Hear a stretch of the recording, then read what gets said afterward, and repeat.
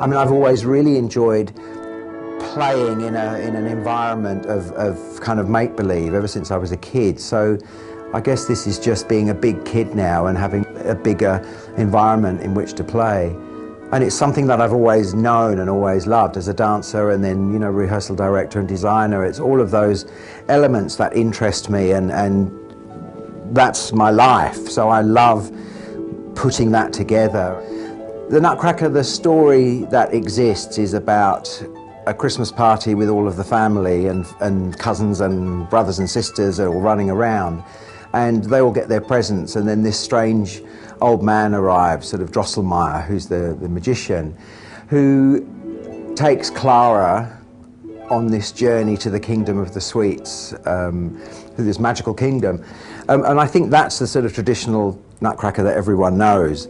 And when we came to putting my production together, it was whether we do the traditional version, which even if people haven't seen it, they sort of think they're familiar with, or do a completely different version, a completely new take on the story. We share a similar sense of humour. I love Gary's wackiness, and I think that's really evident in this show. It's almost cartoon-like, and it's like hyper-colour, hyper-real. It's like The Simpsons. The inspiration really was cartoon comic, the Beano, you know, all those mad characters, and Roger Rabbit, and those sort of mad cartoons that are hyper-real and hyper-colourful. And I just love the idea, and I sort of, the more I thought about it, you know, Fritz and Clara, the two catalysts, brother and sister, and Fritz is always played as a sort of brat, the naughty one, and Clara is the goody two-shoes. He's cheeky, he's the little brother, he's fat, he's annoying, it's on Christmas Day, and he thinks it's all about him, pretty much, so I can relate to that, you know. And I still wanted to keep that element, but I wanted Fritz to be a real cartoon sort of brat, you know.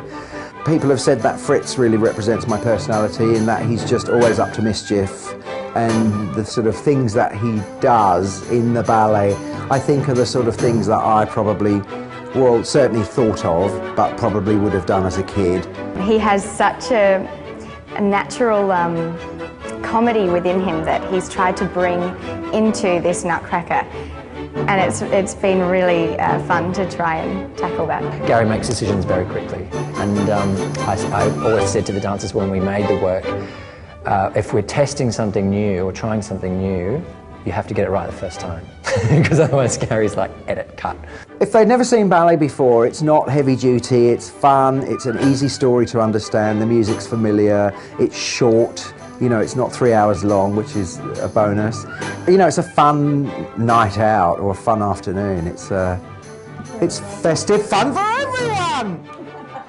That was funny, wasn't it, doing that? That was great. Although it's based on the classical, the Nutcracker, and it still has its classical moments, he has filled it out with wonderful comic sketches. It's weird being my last ballet, because I think when we planned this year, I still wasn't quite sure if I was leaving or not, but I suppose it's appropriate that it's my last season as artistic director, so it's my production, and it's also a fun ballet to do. With any company, ballet company in the world, it is always very important to keep feeding the audience, developing the audience as much as the dancers.